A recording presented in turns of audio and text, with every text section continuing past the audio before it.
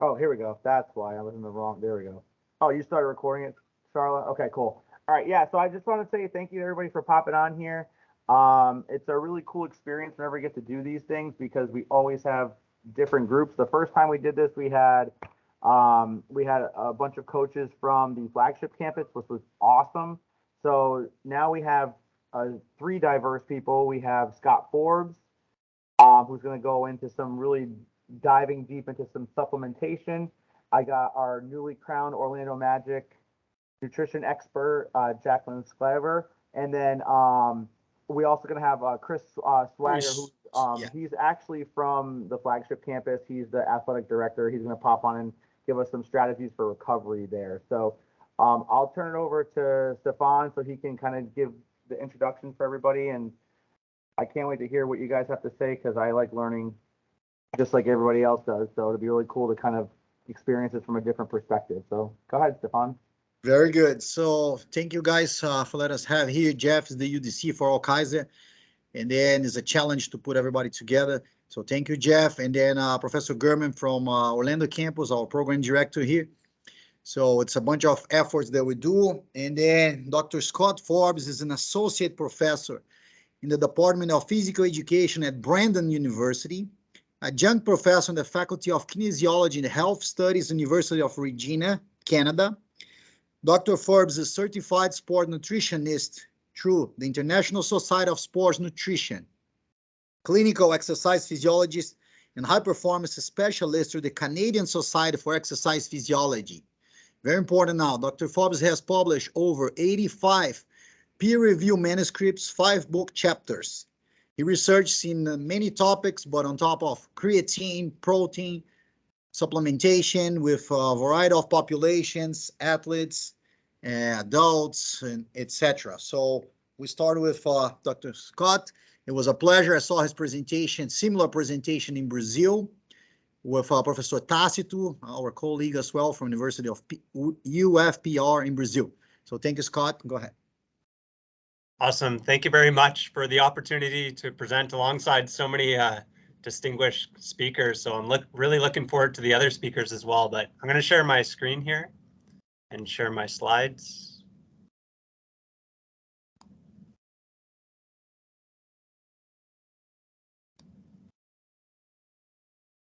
Perfect. So as mentioned, I'm from Canada, and we're happy that the weather's starting to get a little bit warmer. So hopefully similar to what the weather is in Orlando. I wish I was in Florida, but that's okay. I can be here virtually. So you can also follow me on Instagram as well. If you want to find more information about creatine or contact me, that's probably the best way to contact me. And I try to be quite responsive on Instagram. But anyways, I'm very excited today to be talking about creatine supplementation. It's well known to enhance resistance training adaptations to help you get bigger and stronger muscles. And it's traditionally used for bodybuilders, but we know that there's lots of other benefits to creatine supplementation from a health perspective. So I'm going to talk about kind of both the performance and the health perspective of creatine. So you might be asking yourself, what is creatine and where is it found? You might have heard that creatine's an anabolic steroid, which is completely untrue. So if you see that in social media, that is a false statement. Creatine is definitely not a steroid. It's actually made up of 3 amino acids, and amino acids are the building blocks of protein. So anytime you consume protein, you're consuming amino acids. And creatine's derived of these 3, arginine, glycine, and methionine. And your body can synthesize its own creatine, primarily in the liver and kidneys. It can put these 3 amino acids together, but we can also synthesize creatine in our brain. So every single human, every student that's listening to this presentation has creatine within their body. And so it's not a steroid, it's not a bad thing. We're going to find out more about creatine in this presentation. But you can also get creatine from food as well. So our bodies can make it, but we can also get it from food. And most of the studies ever published use a dose of about 5 grams per day. And I'm sure as we're going to hear in other presentations, obviously a food first approach for sport nutrition is really important. But as I mentioned, most studies use 5 grams of creatine per day. And to achieve this with food is actually very, very challenging and difficult. These are some of the foods with the highest concentrations of creatine.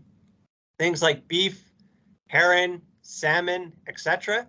But you would have to consume over 3 pounds of beef per day to get 5 grams of creatine each day. Or if you like fish, herring, you'd have to consume over 1 pound of herring every single day. I don't think that's feasible, or 200 cups of milk, or 2.5 pounds of salmon every single day. So it's very, very difficult to get creatine from food sources alone.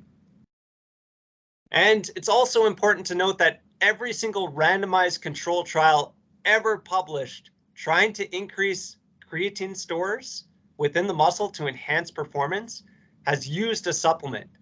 So I like to use science and evidence to inform my practice.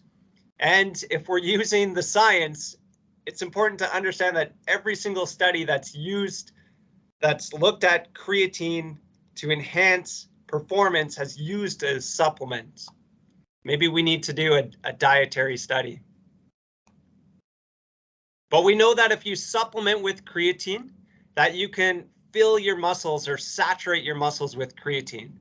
We also know that vegetarians or vegans actually have a lower amount of creatine within their muscles, and they tend to be more responsive to creatine supplementation.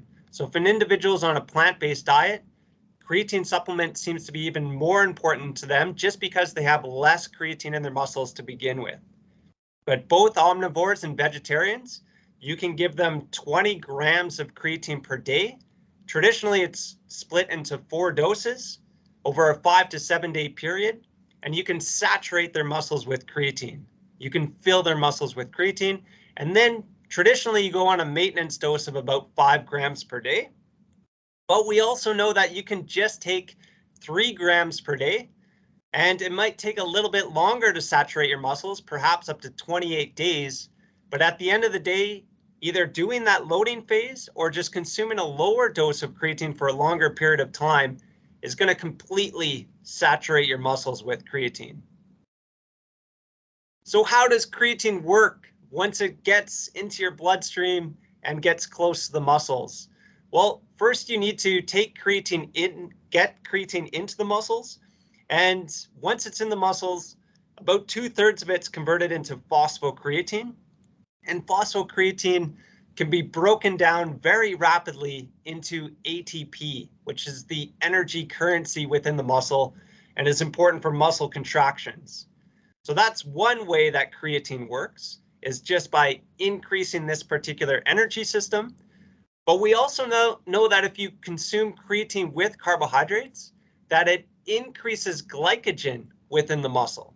So any sport like basketball, for example, where glycogen recovery or resynthesis is really important, perhaps you can combine creatine with carbohydrates to get a little bit more glycogen in the muscle. That's also can be broken down into ATP, and it's a fuel in the muscle. So if you have more fuel in the muscle, you can exercise a little bit harder, perform a few more reps, and you can get bigger and stronger muscles over time. But creatine does a lot more in the muscle than just increasing phosphocreatine. It can act as an antioxidant. It can stimulate IGF-1. It's an anabolic hormone, which leads to a cascade of events. We also know that creatine brings a little bit of water into the muscle cell, and that stimulates what's known as myogenic regulatory factors and activates satellite cells. And that's going to increase myonuclei. I know this is pretty technical, but we know that a muscle cell is myonucleated, so it has multiple nuclei, and you need to increase the amount of nuclei in the muscle before it can actually grow. So one way is through water retention into the muscle cell, stimulates these MRFs, you get more myonuclei and a greater capacity for the muscle to grow. We also know that creatine can block myostatin, and myostatin is the main molecule within the muscle that blocks muscle growth. So we need to inhibit or slow down myostatin. So you can see that creatine works in a variety of different ways. It can increase some muscle anabolic processes through a variety of different pathways, and it could also decrease muscle catabolic processes. So it stops protein breakdown, stops inflammation, and it stops oxidative stress. But what we know is that if you combine creatine with resistance training, that you can get bigger and stronger muscles. And some of the best evidence comes from some anecdotal evidence from Stefan Diaz here. Look how big he was when he took creatine. So of course we can't believe anecdotal evidence, so we need to look at the science. And this was a recent systematic review and meta-analysis that we published. And this was focused on older adults. And we looked at the influence of taking creatine combined with resistance training on enhancing lean tissue mass and strength. And so we combine all these studies together, and we look at this black diamond at the very bottom. And if it falls to the right of this vertical line, it means that it favors creatine, so creatine works. And in this case, we know that creatine improved both strength and upper and lower body strength, and also lean tissue mass in this older population. So there's pretty good science to support that creatine actually works as a supplement. We also know that creatine can enhance muscle mass in younger individuals as well. And we have a very large meta-analysis and systematic review that's currently under review. So don't tell anyone about these results yet. It hasn't been published, but I can assure you that creatine works in both younger and older adults, but it must be combined with exercise to get the greatest benefits. And if you don't believe myself, maybe you'll believe other labs. And this was one study here that they looked at all the nutritional interventions that were combined with resistance training to see if they can have an effect on muscle mass strength and physical function.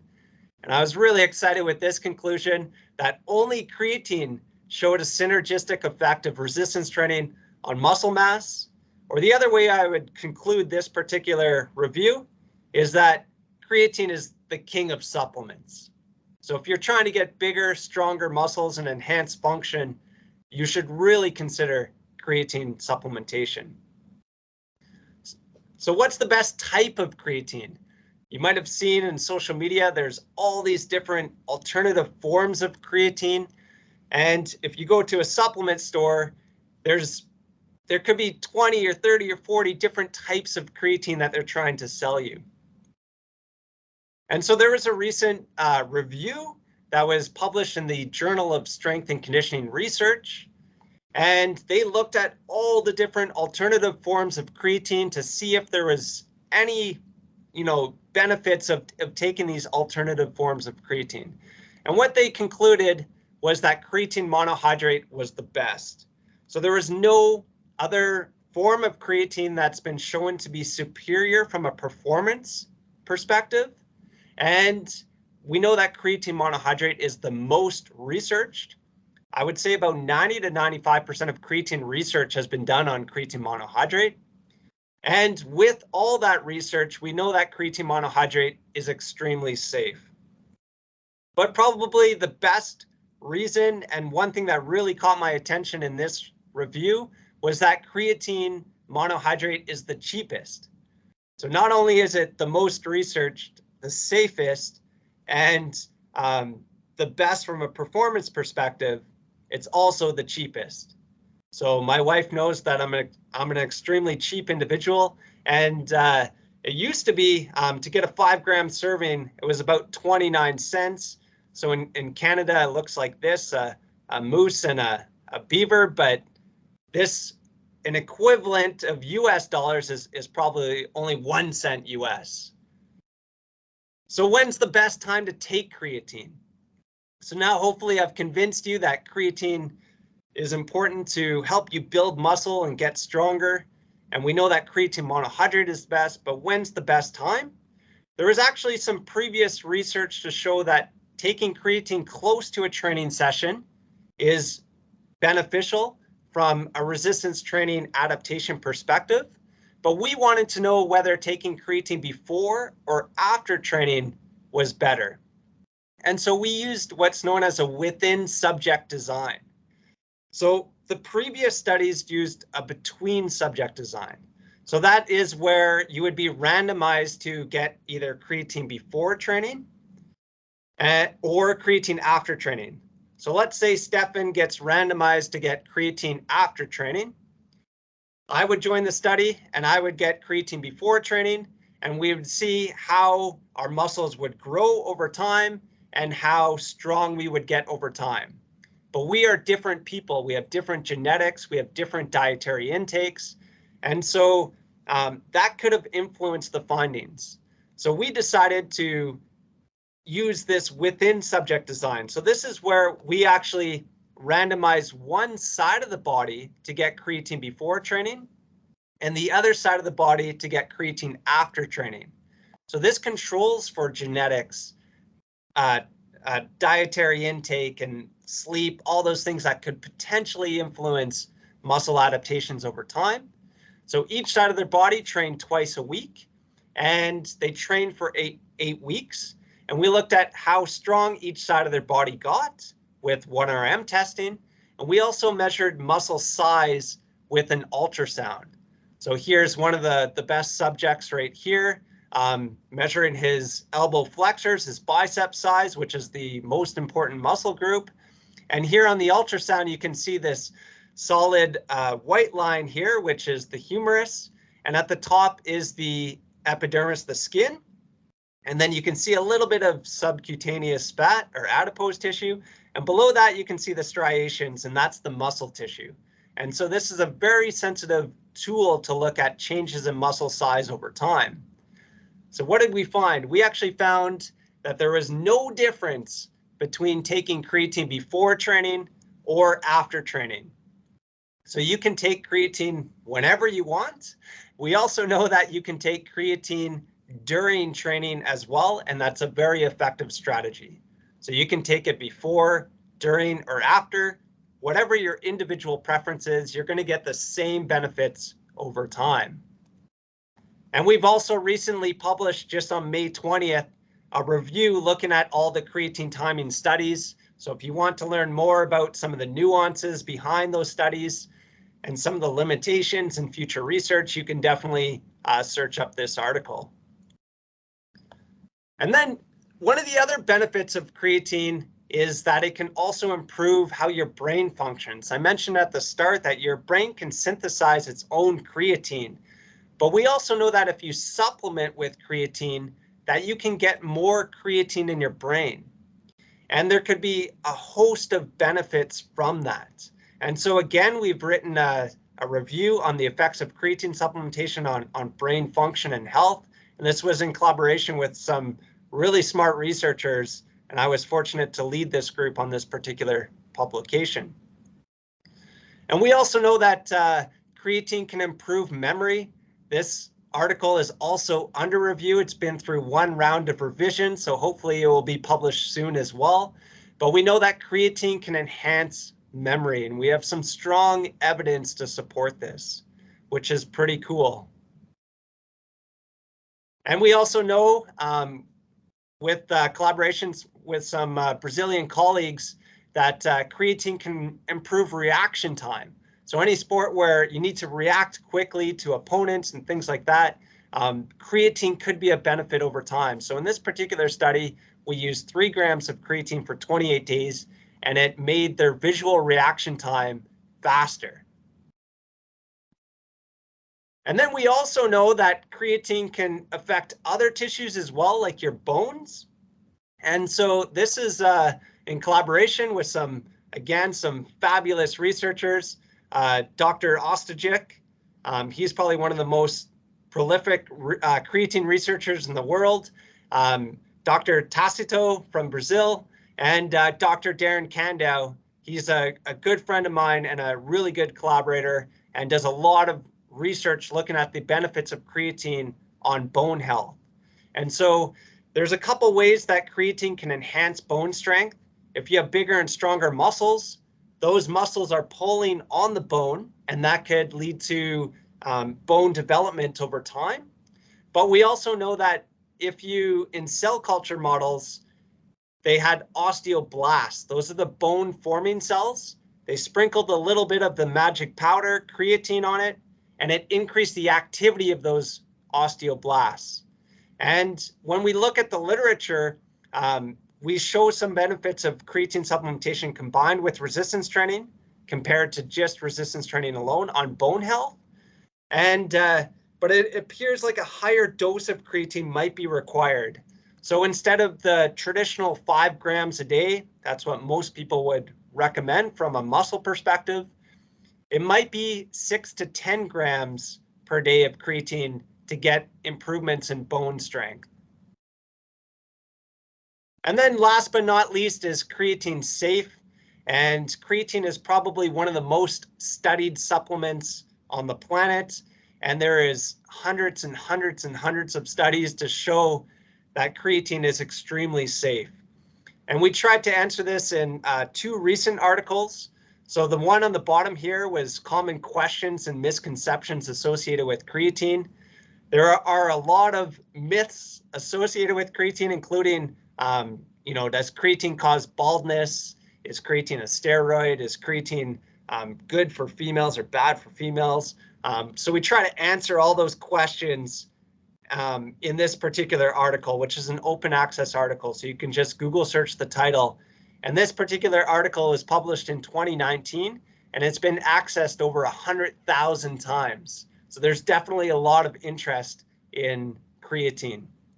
And then we've also shown that creatine is extremely safe in healthy individuals on their kidneys. So there's a lot of, again, myths and misconceptions that creatine is bad for your kidneys, but in the recommended doses in a healthy individual, creatine is extremely safe. If somebody has a pre-existing kidney disease, of course, I would recommend that they go talk to their medical professionals before supplementing with creatine. So just to summarize here, so creatine must be combined with exercise. So unfortunately, you got to go to the gym, lift some heavy weight. But if you do that and you combine it with creatine, you get bigger and stronger muscles. And this is not just for younger individuals trying to get jacked. It's also important for older adults that are also trying to just maintain muscle as they age and function as they age. The best form of creatine is creatine monohydrate. So you might go into a supplement store and they might tell you otherwise, but trust me, there is no science to support that. So if they think there's something that's better, we need the science to support it before we can conclusively say that an alternative form. But presently, we know that creatine monohydrate is the best. And then when to take creatine, you can ingest it before, during, or after training, but I suggest to consume it close to your training session. And then some of the newest research shows that creatine can enhance memory. So maybe you guys should take a little bit of creatine before these presentations and you'll remember a little bit more. And then we also know that a higher dose of creatine may be required to enhance bone strength. So it can influence other tissues besides your brain and your muscles. It could also enhance your bone. And we also know, last but not least, that creatine is very safe when recommended or when ingested in the recommended doses. So thanks for listening. I put my email address here as well. So you can contact me on email if you don't want to contact me on Instagram if you're not a social media person. But of course, I'm also on social media as well. So Scott_Forbes_PhD.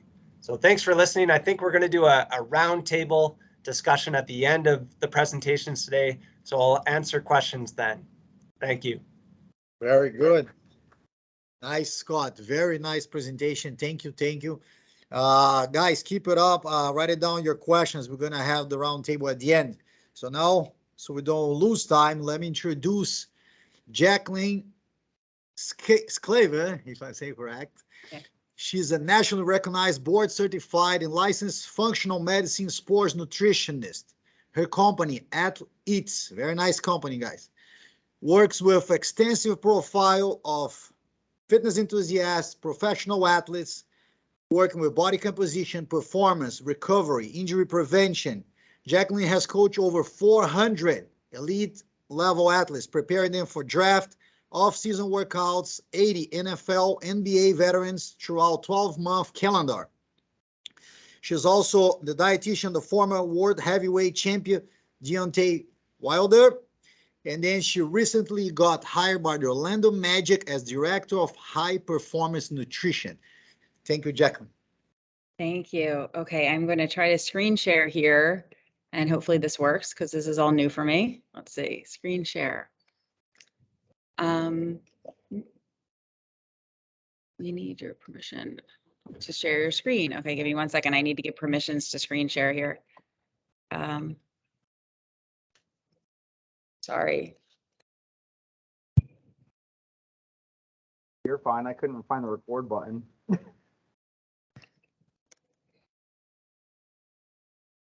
Uh-oh, it's saying, do you have my slide presentation? I think Jeff needs to allow you to screen share. Oh, do you? No, this is saying I need to allow Microsoft screen. It's telling me I need to allow Teams to screen share, but I need an admin password, which I don't have. So that could be a problem. Can you? I did email it to you. Did you get that? Yeah, the problem is in the email got blocked because it was kind of like. So can you email to Jeff real quick? Jeff, can you put in the email on the chat? Yeah, I can do it. Yes, please. Just give me 1 second.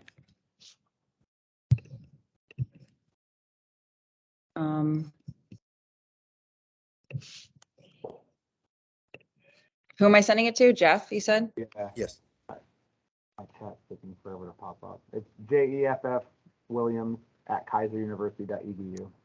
Can you put in the chat, Jeff, please? I'm trying. My chat isn't popping up. Oh, some little technical issues, but we're gonna fix. Okay, I just sent it. Hopefully that goes through.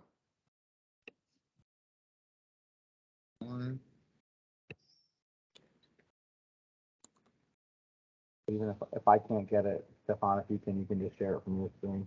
Yeah, once.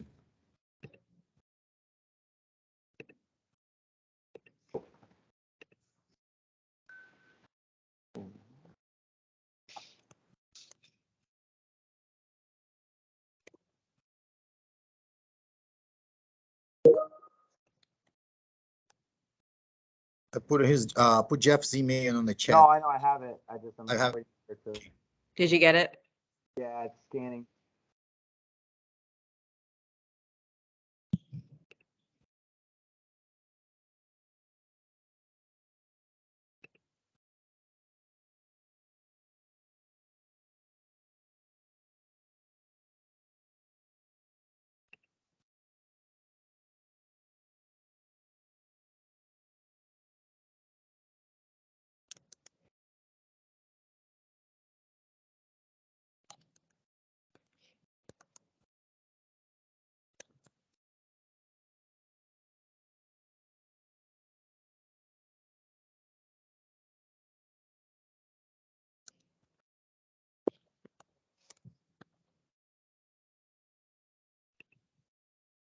I don't know why it's not letting me.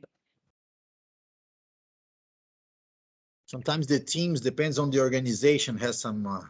Yeah, and I've never used Teams. I'm an Apple person, so. Yeah, same. Is it letting you into the? Yeah, it says I have to enter a code that was sent to your email from the Orlando Magic. Okay. All right. No, it's fine. I just want to make sure we get it. Question. This meantime, question for Dr. Scott. On creatine. Oh, could be later if you want. Is this safe for use during pregnancy or breastfeeding? That's a really good question. There was actually a recent review that was written on creatine during pregnancy. That's not my area of expertise, so I can post that particular review in the chat, and yeah, the individual that's interested in that could definitely go and read that article. But I know that there is some limited evidence that it could be a benefit during the pregnancy, and particularly during the birthing process. If the baby gets cut off from oxygen and circulation, that's obviously a very stressful environment. But if they have creatine or they supplement it with creatine, there's less risk or damage that can occur in that situation to the baby. So yeah, I have seen some benefits of creatine supplementation during pregnancy, but again, I would refer to that particular article. And from my understanding, there's limited research in humans. So a lot of the research has been done in an animal model. So you need to be cautious when you're interpreting that. Thank you, thank you.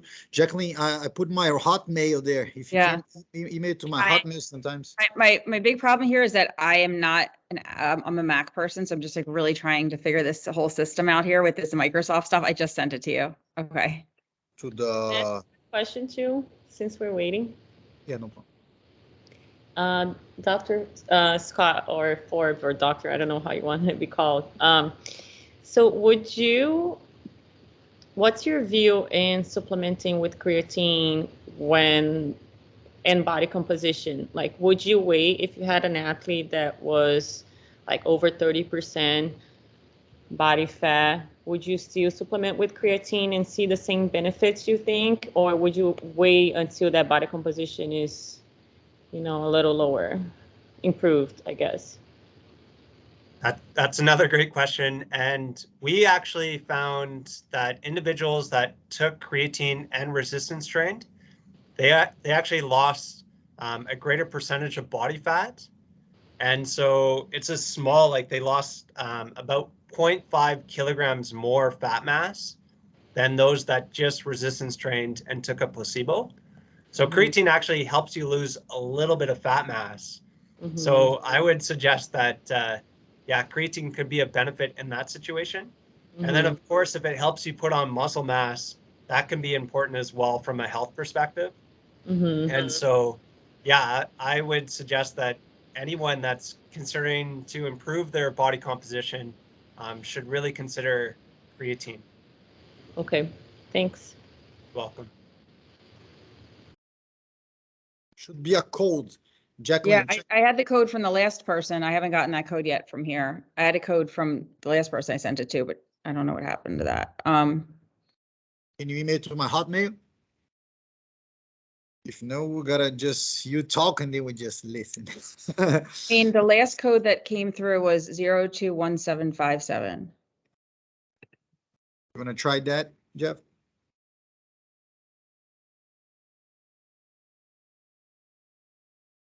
I got it. Oh, yes. Let's go.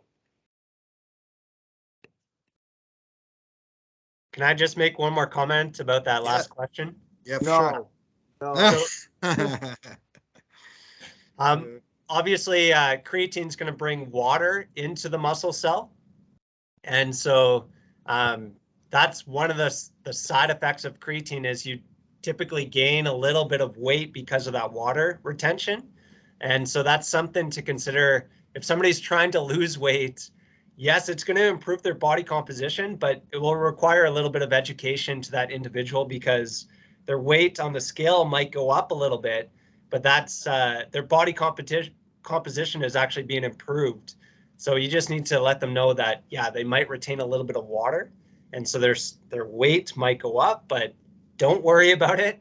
It's actually helping you lose fat mass and helping you put on lean body mass, which is, of course, a benefit.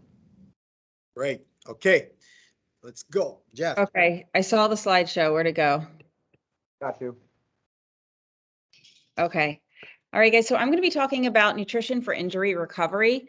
One of the things that we know is that your body, your metabolism actually changes after you have injury or surgery. How do I go to the next page here? You should be able to click it because I just gave you the access. So, okay, there we go. All right, let me go backwards. So some of the things that happen after an injury is that your body needs extra nutrients brought to its cells. So our red blood cells are going to need more nutrients. Our metabolic demand on our body actually goes up 20%. So your resting metabolic rate times 1.2 is what we look at for your actual resting metabolic rate. So that's before any activity. And depending on the injury, you might still be able to be a little active if you are an athlete. So we definitely want to consider that your metabolism goes up 20% and your protein demand increases by 20% as well, because there's so much rebuilding of cells going on. And one of the mistakes that we see is that people will undereat and they're not allowing themselves enough nutrients to really be able to increase their recovery or to recover in ample time. And we've seen upwards of increasing about 30% faster with injury recovery for people who follow the right nutritional protocols. So some of the key considerations are eating enough food and eating enough protein. And we'll talk about some of the strategies later on because, as most people know, after surgery or injury, sometimes your appetite does go down. One of the other things we want to do is really control inflammation. And we can do that by avoiding fried foods, processed foods, and junk foods. So we have 3 stages of healing, and I think there's somebody speaking on this afterwards, but we have inflammation, which happens the first week. And that's actually a process that we do want to happen because that helps bring blood into the cells. Then we have proliferation, which is about 2 to 4 weeks afterwards. And that's when we're rebuilding our cells and tissues. And then remodeling. And that could be anywhere from 4 weeks to 2 years if we're doing a bone injury. And that's when we're really strengthening and we have long-term repair. So how we can support this from a nutritional standpoint, and when we talk about week 1, that would be the first week after the injury. And then if you go in for surgery, and sometimes we have to wait for the inflammation to go down to go into surgery, we'll start week 1 over again after the surgery. So what we want to do here is we really want to balance inflammation through an anti-inflammatory diet and through some supplements. And as Scott mentioned, we do a food first approach, but after surgery, usually we will support with food, but we are going to need some supplements because the dosages are much higher than we can get through food. We want to keep inflammation. We do want inflammation to help, but we want to keep it a little bit lower so it doesn't get out of control and limit our mobility and damage any healthy tissues around the injury. So some of the nutrients we really focus on are leucine, arginine, and glutamine. They become in higher demand. Some of our essential, non-essential amino acids become conditionally essential, meaning we're actually going to need to take them during this time. Our body's not going to produce them. And then our focus on supplements will be curcumin, collagen, vitamin C, vitamin A, fish oils, enzymes, and zinc. And we'll get into that a little bit more as we go along. So in 2 to 4 weeks, when we're rebuilding our new cells and we're removing the dead cells from the area, this is similar to what I tell people like when we're in the weight room, right? Where we're rebuilding cells and muscle tissue. So we really need to focus on eating enough to rebuild these cells. Just like if you're in there lifting heavy weights and you're in a hypertrophy phase, we are in a hypertrophy phase for every cell in our body. So under eating is going to significantly slow down this process. And we also want to continue supplements throughout this time. So 2 to 4 weeks is when we really want to sit down and try to think to ourselves, okay, you know, we're out of this funk of the injury. Let's really focus on what we're putting into our body right now, especially because a lot of people are not going to be as active or maybe not training as much. This is always a good time to be able to focus on what you're eating. And the 4 weeks to 2 years and beyond, this is a time where once we start to ramp up our training a little bit, we'll start to increase our carbs a little bit. Immediately after surgery and when we're not active, we will lower our carbs down because we're not as active. And depending on how active this athlete was, they don't need to be taking in 600, 800 carbs a day, but they do need to be taking in protein. So whatever food they can get in, we really want to focus on that protein. As they start physical therapy and ramping up training, we'll start to increase that. And we want to focus here. This is where the anti-inflammatory diet really comes in. And I say beyond because this is the way we should be always eating. We want to have like whole grain carbs, make sure we're really focusing on getting our 8 hours of sleep for our repair, having protein every 3 to 4 hours. Meditation is really great to help lower stress levels. having healthy fats in our diet to support our metabolism, really focusing on water and electrolytes and making sure that our cells are hydrated, our joints are hydrated. Once again, our supplements that we're going to kind of focus on beyond just the initial stage is going to be like our curcumin, which is an antioxidant and anti-inflammatory, vitamin D, collagen to help with our joint and tendon health, and our fish oils to also help with inflammation and pain management. And then there's anti-inflammatory herbs and fruits that we can do for foods, but some of our fruits like pineapple have proteolytic enzymes, and they also can help with inflammation. So one of the things people forget is that there can be a lot of stress and depression after an injury, especially if you're, an athlete who's playing at a higher level, or you're just a regular person who's used to being active. A lot of stress can come along with that, and then you don't want to eat. And so the last thing you want to do is eat. Or there's the flip side where some people will turn to food. So we have to think about the mental state there of people maybe using comfort foods, and that's where I say really be careful with your snacks that you're having. So we want to really think about what our body's going through at this time period. And although it can be stress and it can be depressing, it's important to really keep up your fueling during this time and not to just let it go because you're not in the gym every day or training every day.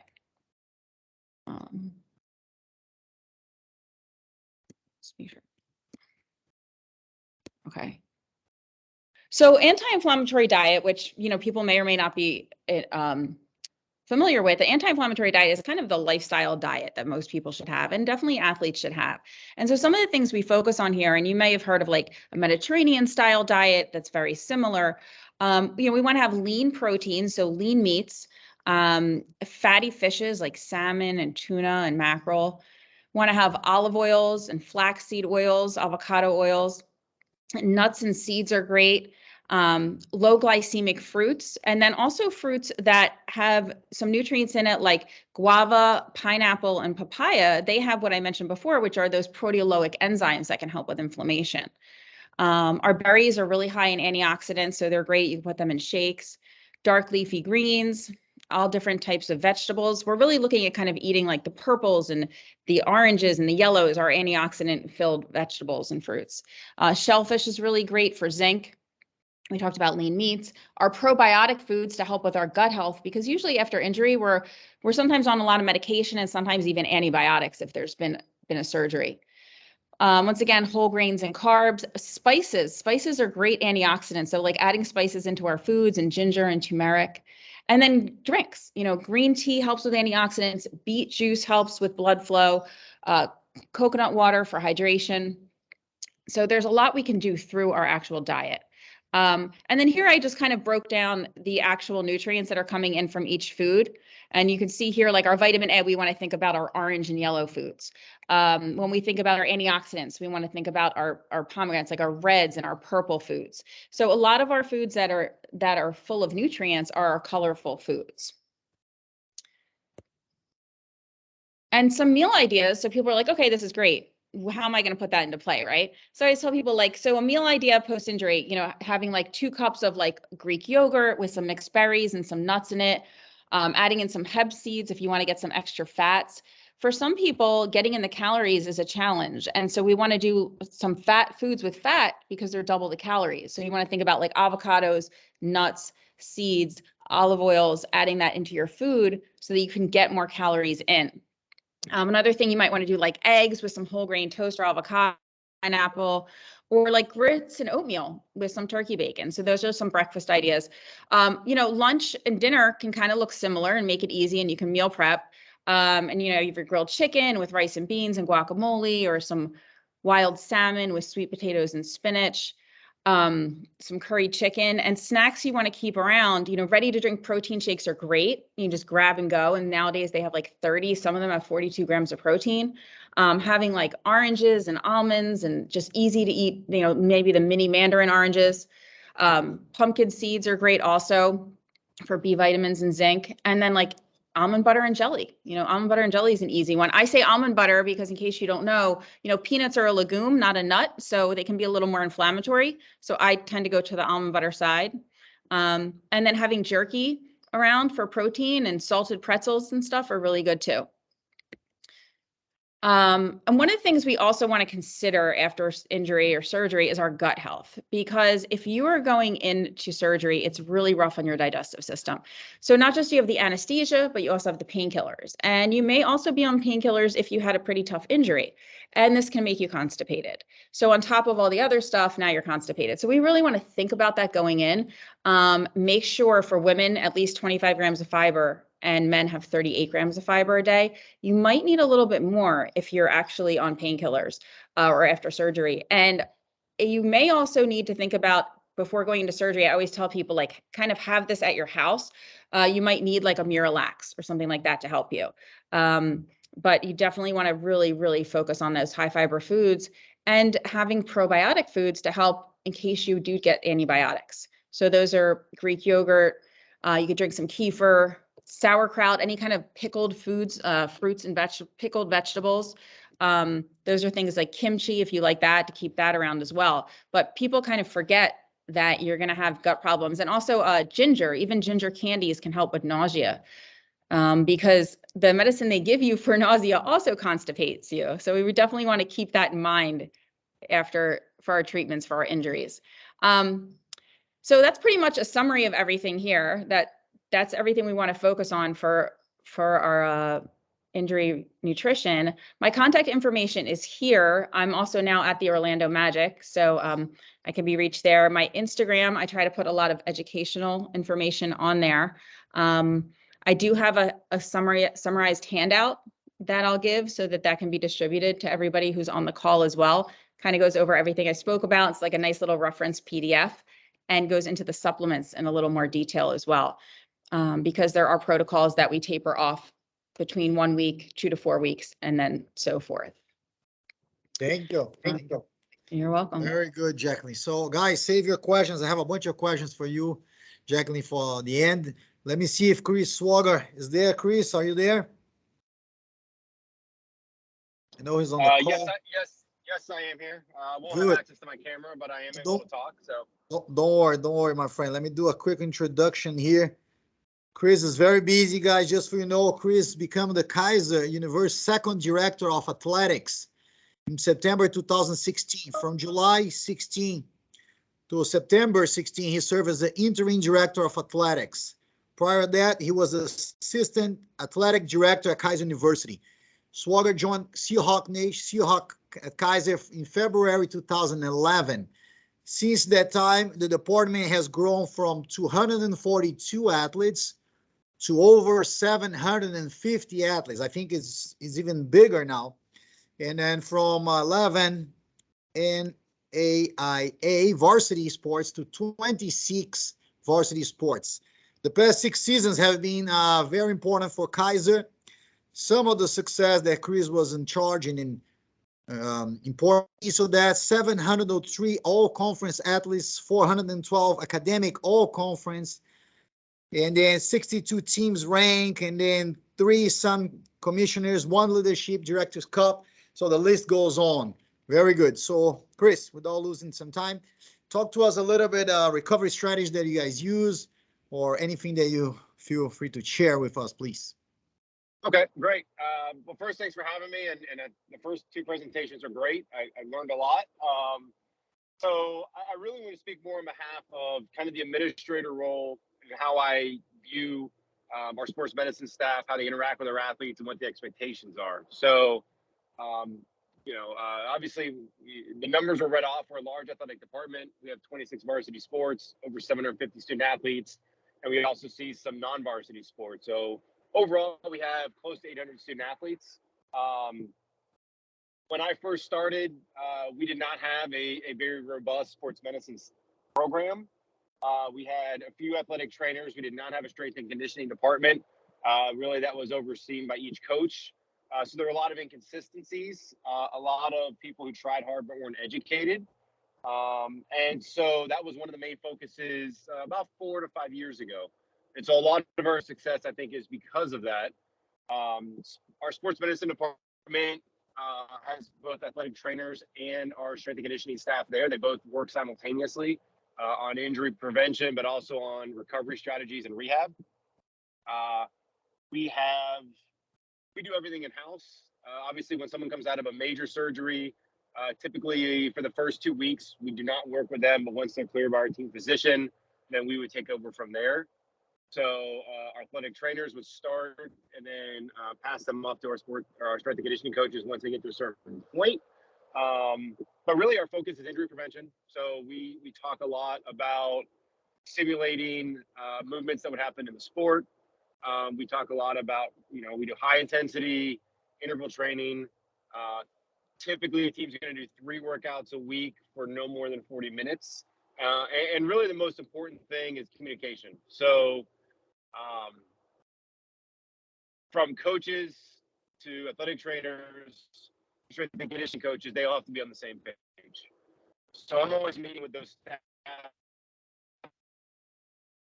System called Sportswear, which logs all of our sports injuries. They all have access to it. They go over the injury reports. To do on the overlapping. So in other words,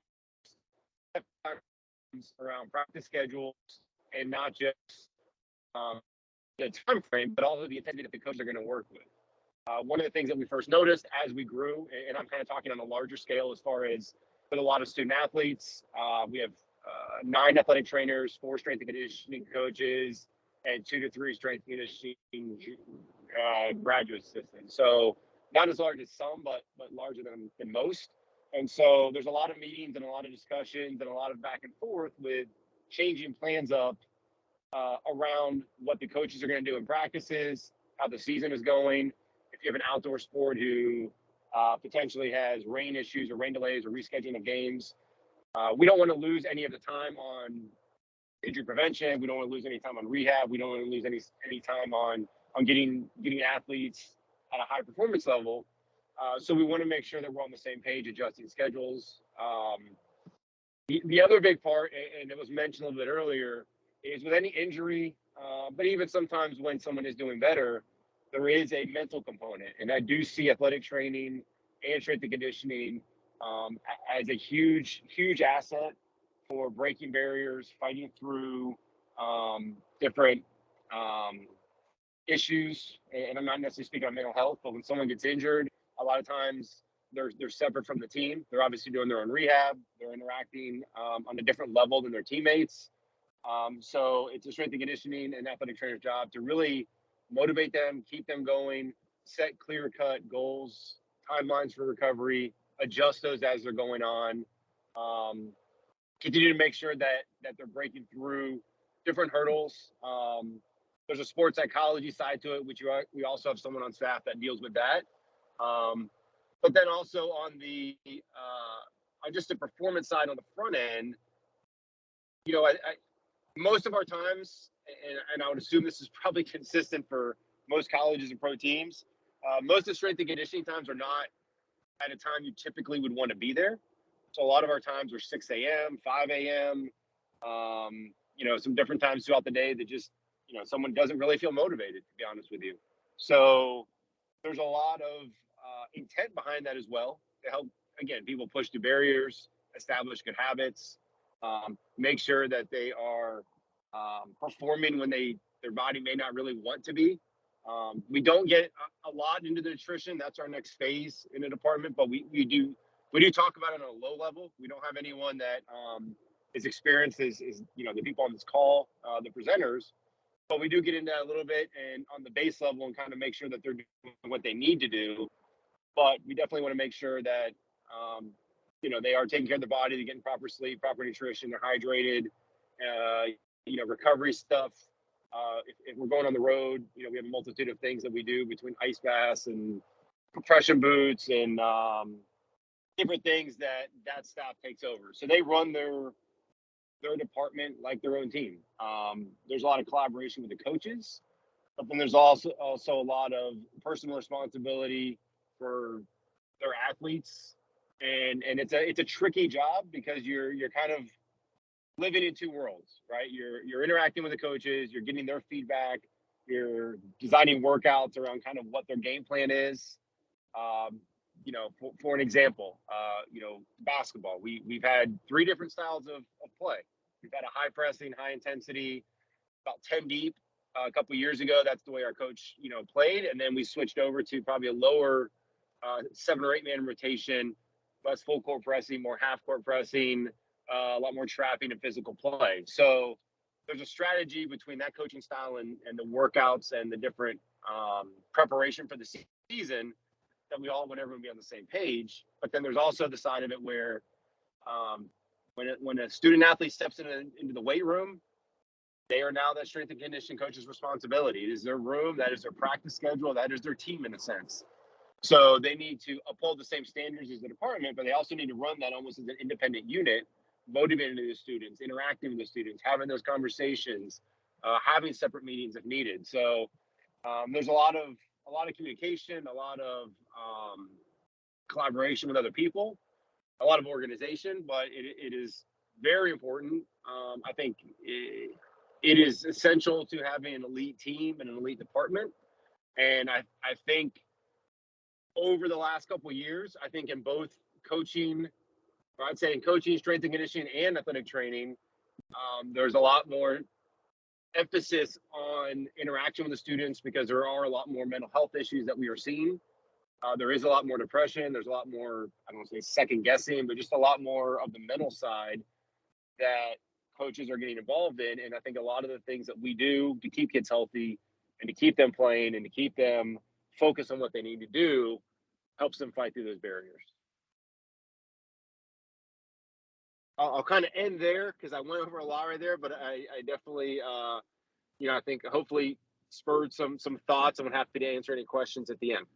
Yes, thank you. Thank you so much, Chris. So Jeff, do you have a question to start? Or do you want to read a question or let anybody? I actually was just curious on,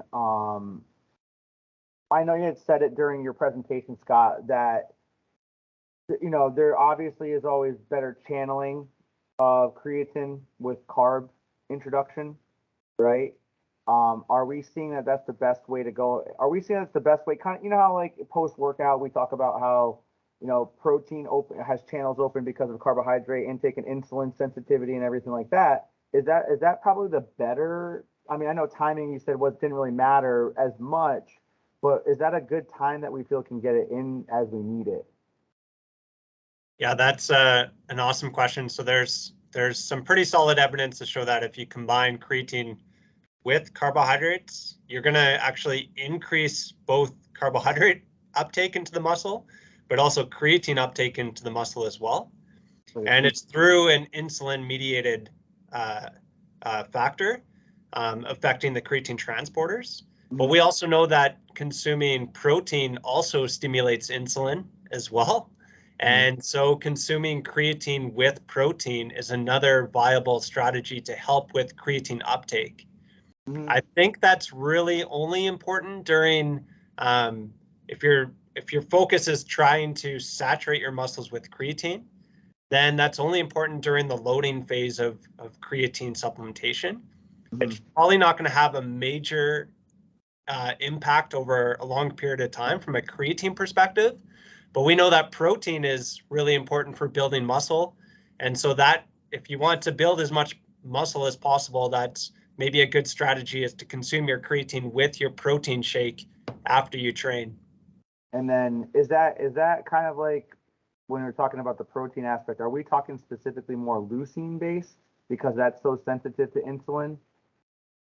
Yeah, so I think there was a study done in 2003 actually by Darren Burke and Darren Kando, some of my collaborators, and they looked at the combined effects of creatine and whey protein compared to just whey protein alone, and they showed better improvements in muscle mass and strength in the group that combined creatine and protein. So I think from a protein perspective, yeah, obviously leucine is important to meet a minimal threshold, but just getting a complete protein source like whey protein is probably the best way long term. Okay, great. I appreciate that. Very good, very good. Feel free to ask questions in the chat, guys, or raise your hand, or can just turn on your mic. Professor Gurman? On that same note, while I know you're saying, the whey proteins or your complete proteins are best, are you seeing that there are any plant proteins for us non-whey protein folks, that there's any differences there as far as absorption or as far as effectiveness, or just it's a little better because those are complete sources, or should we just be looking at trying to complete those like veggie sources or what have you? Yeah, that's a great question as well, because there's a big push for a plant-based diet. And I think a plant-based diet is very healthy from that perspective. But yeah, the limitation is that there's animal-based proteins are more effective gram for gram. But one strategy is just to consume a little bit more plant-based proteins, and then you can have the same anabolic response. So in the lab, if you look at whey protein versus soy protein, whey protein at the same grams is going to stimulate more muscle protein synthesis, but it's easy in reality just to consume a little bit more protein if you're on a plant-based diet, and then you're going to get the same increase in muscle mass and adaptations over time. Nice, thank you. I have a question from Professor Creamings. Yeah, awesome presentations, by the way. So something that I hit on myself, sort of anecdotally, and in talking to some other people, I think they've hit on it as well, but I'm not sure if there's any instances of it in the research. So you talked about 5 grams being the baseline dosage. But we've also seen, growing up in this field, reading the literature, I always saw, well, there's these non-responders, right? There's maybe up to 25% of the population is a creatine non-responder. And I believed that crap. So I thought I was a non-responder for the longest time. And recently I went back to creatine because Dr. Curtis, who I know you work with, is on our campus, and he's doing a lot of research alongside with you and Dr. Antonio on creatine, and seeing all of these other benefits to creatine. I'm like, I got to get back on this stuff. But I decided to up the dosage. So I went up to about 8, even up to 10 grams a day. And what do you know? I started seeing performance enhancement results. So I'm wondering, is there any research out there that's looking at that? I am a larger person. I'm about 215, 220. So is there any research out there that's saying, hey, maybe 5 grams, that's good for the average person, but there are some people who might need more than that to see the performance enhancing effects? Yeah, that's a great question. And there's no individual study that's actually looked at different doses of creatine on muscle performance, but we've actually done a meta-analysis looking at the low dose studies, so 5 grams and less, versus higher dose studies. And the population we looked at was older adults, but we looked at muscle mass and strength adaptations, and we showed better benefits with the higher dose of creatine. So in that 6 to 10 gram range. We also know in theory that, a bigger person's just going to have more muscle mass and going to have more creatine turnover. Right. So in theory, it makes sense that a bigger person's going to require more creatine.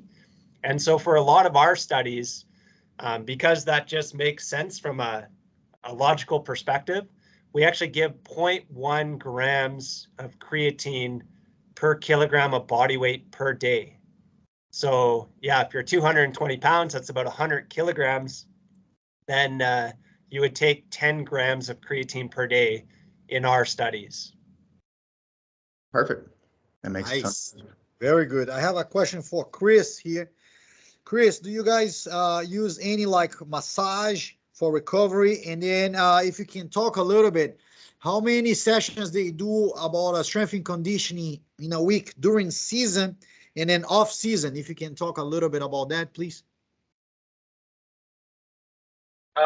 We do a couple different massage techniques depending upon the sport. For example, like our swim team, when they go to nationals, they actually have a massage therapist that goes with them. for lactic acid and different things that stays with them through their national tournament, just because of the frequency with which they swim. It's like, I believe, a 4-day tournament, so they're swimming pretty much every day, depending on what events you're in. And then we also just have different machines and things on campus for that as well. We utilize a lot of ice baths and things like that as well. As far as frequency, we try to keep it consistent. So we try to say no more than 4, but typically 3, both preseason, during season, and post. But we just change the level. So preseason, we're obviously trying to gain some strength while also doing injury prevention. In season, it's 100% injury prevention. And then postseason, it's kind of evaluation. We obviously want to gain some strength, but it's also just kind of, again, going back to, what worked, techniques, things like that. And then really, I mean, no one plays injury free throughout a season. So there's always something that someone's dealing with, whether that's something, from a previous surgery, someone had a knee injury or something like that, or whether that's a rolled ankle that never heals. So a lot of postseason work is kind of fixing that stuff. It's kind of making sure we're doing things to strengthen whatever went wrong so we can get them back to their off-season program. So depending upon sport, that'll usually last 4 to 8 weeks, and then we'll reassess, and then we'll start a new program probably a week or 2 after that. Very nice. Thank you. And then just one more. So I know with all those athletes, and you said you have kind of like, I believe, 4 strength coaches. So ideally, we want to do the strength and conditioning training after the technical training, so it doesn't have influence. But I know sometimes it's not a reality because of the schedule. So how do you guys manage that to make sure everybody has a time to train and still do their technical work or skill work? So certain sports, like for example, football is more just football, and then they'll have 2 GAs that work with them. So the way our graduate assistants work, they can work alongside a coach. The coach can design the program, and as long as they're in the area, they can work independently, but they can't do it with no one around. So with football, they pretty much just have football, and they actually travel the team. They do their warm-ups. They're doing all their stretching, everything. For some of the other teams, they'll do the strength and conditioning program, but not travel with them. So they're going to have a higher load. We typically try to have each strength and conditioning coach have a fall, winter, and spring sport. We try to pair it up as much as possible in similarities. So for example, baseball pitchers, and baseball is kind of unique because you got pitchers and then you got position players, and they're kind of 2 different thoughts and beasts, I guess you could say. So they think a little bit differently and train a little bit differently. But for example, pitchers, golfers, tennis players, I mean, they have some similar body movements and things that they focus on. So we try to pair up the strength coach as best as possible with the philosophy. And then from a utilization standpoint, like I said, we've got graduate assistants. We have 2 weight rooms on campus. One of which is 100% athletics. The other one is shared with our student life. So typically that one we'll have in the early morning and late evening. And then our athletic one, we've got, open pretty much from about 5:30 a.m. to, as late as 8 or 9. We also do a lot of dry land training, like for swimming, where we do a lot of stuff outside as well when we can. So sometimes we may have, the weight sessions inside, but then other times we're doing, whether it be, we got sandbags, sleds, different tires, ropes, different things that we do outside also to kind of break it up. Can I add something in on there? Yeah, for sure. I'm on the flagship campus. I don't want to step on your toes, Chris, but just from my own perspective, what I've seen, the teams where there has been coaching consistency, where I've seen the head coaches have been there the 5 years that I've been here, have been working more or less with the same strength coaches, have been working with Dr. Brody for the same amount of time. We see a really cohesive system on those teams, and we're seeing very few injuries. I mean, the amount of injuries that we've seen on the football team, it's truly remarkable. There have been very, very few injuries over the 5 years that the football team has been here on campus. There is a little bit more fluctuation on some of the other teams where we've seen a little bit more coaching turnover and a little bit more strength coaching turnover, and there's less of a system in place, it feels like. But like the swim team, the football team, women's basketball, where we've had the same consistency, it's, you know, it is a well-oiled machine at this point, and we're seeing very few injuries across the board. It's really been quite impressive. Yeah, I would add, yeah, and I don't disagree. I think the other thing that to look at, depending upon the sport, and I'm not putting a sport down or not, but when you get into, for example, I'll say golf, tennis, baseball, those sports, one of the challenges right now is those are sports predominantly that everyone has a coach. When I mean that, like a hitting coach or a hitting instructor or someone else. So for some of the sports, a lot of it too, and I would guess for this profession in general, is getting the belief of the person you're working with, because there's all these different people, you know, voices in people's ears. So I think to follow up on what you were saying, in those particular sports, the coach, the training staff, the strength and conditioning coach, and the kids were all on the same page, and they believed it and they followed it, and they were doing what they're supposed to do. In others, there's some pushback, and obviously in the sports you mentioned, they've been highly successful, so that also helps, because the results are there. But again, what I said earlier, communication is the biggest part. I think when you have turnover, what happens is the communication is kind of lacking. And so if you're on two different pages, again, to go back to practice routines and style of play, modifying the workouts and modifying what you do to the strength of the team or what they're going to do is a huge part of that. So you're not overloading. I mean, for example, you know, if a coach typically runs or does something with their team after a game, then obviously you want to not have a heavy day for both sides and a light day on the next. So making sure that strength coach is communicating with the coaches, making sure they have a plan to adjust,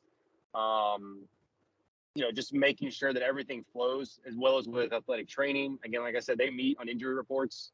They get them after every game for sure, but then typically we'll have them throughout the week too, in case there's anything else major. And then making sure, because surprise, surprise, kids will lie and kids will say different things that some of them want to get out of workouts and some don't. And so sometimes there's kids that come in with an injury or a concern, or they need to do a modified lift, and they don't want to tell the strength coach. And then there's other times where phantom injuries occur. And so the communication is key in making sure we identify them, we adjust. And again, you know, we make sure that we just prevent injury and then help kids get back as quickly as possible. Nice, thank you. We have a question in the chat from Professor Snowden to Dr. Forbes. Have you seen any correlation with nutritional supplementation in colon polyps, if I'm reading correct? Yeah, that's a great question, and I honestly have no idea. I haven't seen any correlation, but I think always with supplementation, it's important to have a really healthy diet first, and I think Jacqueline did a great job of kind of that anti-inflammatory diet and talking about lots of fruits and vegetables and getting a variety of colors on your plate and things like that. So I think that's an important consideration when we talk about supplements. And when I talk about the benefits of creatine, we need to make sure you're eating enough protein, you're eating enough calories, you're getting, you know, good, healthy foods, and not just living off of supplements, because if you just live off supplements, I'm sure there could be some negative health consequences associated with that. Perfect. Thank you. And then I have a person for you, Professor. I know there's research saying that you can use creatine, let's say, for many years in a row, let's say 5 years. Do you recommend stopping it or no, just keep it going as long as when that dose that we talk from 5 to 10? And then also I have a friend, an athlete that's kind of like a cyclist, because we know endurance sport, and then we also mentioned about the weight. So is that good or no? And if you can talk about it, please. Yeah, so the first question, do you have to cycle on and off creatine? We're currently running a study to answer that particular question. So there's no science to show that cycling on and off is just as good, or maybe it's worse than taking it continuously. We know that we've provided creatine for 2 years daily, and it's perfectly safe and healthy to do so. So that's what the evidence would suggest. And then your second question was associated with weight gain and cycling performance. So I would suggest if you're a runner, you need to be somewhat cautious of putting on a little bit of water weight and increasing your body mass, because that could actually be detrimental from a running performance perspective.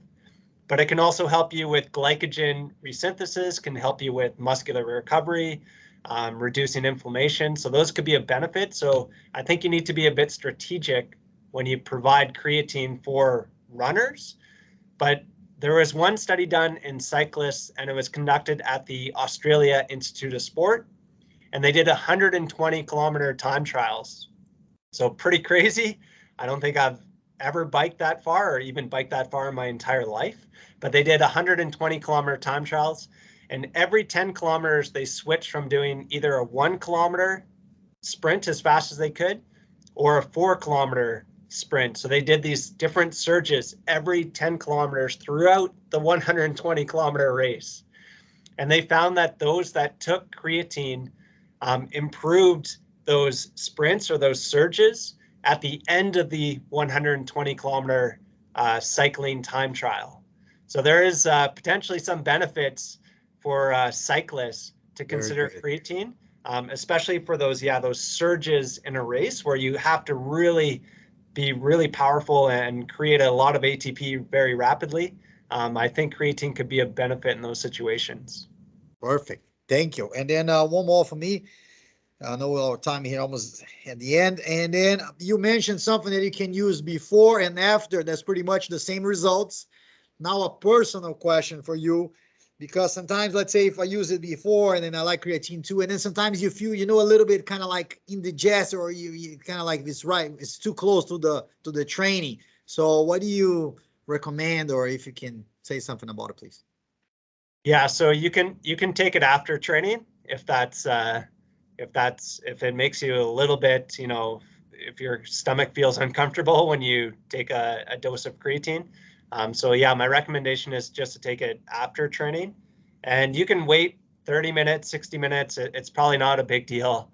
I wouldn't wait too long. So the study that actually looked at taking creatine close to your training session, they showed greater benefits if you took it close to the training versus greater than 5 hours away from the training session. So we don't know anything in between, but my assumption is that if you wait an hour or even 2 hours, it's probably not going to make any difference from a adaptation perspective. Perfect. Thank you. Anybody? Any other question, guys? We're almost done here. So before we finish, if I don't see in the chat, before I give the word to Jeff, I have the same thing we did last time. I want to start with Chris. Chris, if you can't give a statement of encouragement, because this is being recorded. I have a bunch of students, we have people that are watching on the Instagram and then people on Blackboard. Give a kind of like a statement of encouragement for the students or anybody that's on the call or on the webinar, please, Chris. I would just reiterate what I said earlier, which is the profession, the job, the industry is super important. I mean, I think at times it kind of gets overlooked, and I'm talking from nutrition to performance, to athletic training, to injury prevention, all that. I mean, again, you look at all the way down to youth sports now, there's a lot more of an emphasis on it, but especially, as you get into high school and collegiate and obviously professional, there isn't any organization or team that's successful without that side. And there's a huge component for impacting, I'll just say students, kids, people. I mean, I think, we have a lot of students that may play a sport, but want to get into the profession or want to do that one day, or the connection they've made while they're in college is with their strength coach or with their athletic trainer or with their nutritionist. And so you make a difference in people's lives. It's important. You're an impact, and be proud of the profession you choose, and just understand that you're making a difference in people's lives, and you're also maybe creating people that are going to get into the industry and maybe do something great one day. So keep it up, and do what you got to do to be successful and succeed. Nice. Thank you. Now, Scott, last sentence, statement of encouragement, please. Yeah, so for the students, yeah, if you're interested in evidence-based practice research, so I know research classes are typically quite boring, or understanding statistics is, frustrating and boring for a lot of people, but I think those are really important classes to consider. And then, yeah, just do whatever you're passionate about and follow those dreams. And I think you can have a big role in the world. Yeah, obviously creatine is something that you should consider. So if you're interested in creatine, feel free to reach out to me either via email or Instagram. And yeah, I'd be happy to chat further about creatine supplementation. Nice, nice. Before we pass to Jeff, Professor Gurman, want to say something to us, please? Yes, this is one of those times where I say, this is why we want to, as professionals, once we get out into the field, to maintain, our nose into what's happening with research and being aware of all of the newer things that are coming out within the field, because there was a time where it was like the only person who should ever take creatine is a bodybuilder. And if you're not a bodybuilder doing immediate energy stuff, why are you taking creatine? And that was like the school of thought for a very, very long time. And here we are, many, many moons later, and it's very much, no, every person can incorporate this into their training, into their nutrition, into their recovery. And let's change how we're looking at this idea of supplementation. So being a forever learner in this field is going to be something that will keep you in the forefront of what's going on, and make sure that as you're working with your clients and your people, that you're staying current with information and not just pulling out like the old dinosaur mentality on something. Nice, thank you. And then last but not least, the boss, the man, Jeff, you're doing a great job as a UDC, guys. We're happy. Say something for us, please. The bottom line is that, the world of exercise science, dietetics, those, and there's carryover between them, plus rehabilitation. There's a lot of carryover. The one thing that we have to understand is that it's so broad that any one thing that you come up with or anything that you can fuel to help somebody has potential to trickle down to 10,000 other people. So on top of what you guys were all saying about how we need to be staying current with information and guiding our people correctly through science, because I think sometimes we want to go with bro science, which is not science in its own self. It's anecdotal. But by taking all of those aspects, we'll only be able to help you further your career. It'll help me further my career, all of our careers, because we have that ability to make a conscious effort to help 10 people, but it could potentially help tens of thousands of other people unknowingly. So we have that reach, and why can't we use it? And in the words of Napoleon Dynamite, just listen to your heart. That's what I do. Very good. So I think we're done for the day. Thank you, everybody that participated. And it was a good event. Great presenters. And then we hope we do this again. Right. So thank you so much, Jeff. Please, if you can later, send us the recording. We're going to put in the social media. I'm doing actually a live as well on the Instagram, and we're going to do to Keiser YouTube. So Chris, one more time, thank you. I know you're very busy. Yeah, thank you. Professor Scott, straight from Canada, everybody that was on the board. Take care, guys. Have a good weekend. Have a good long weekend. Ciao. Thank you.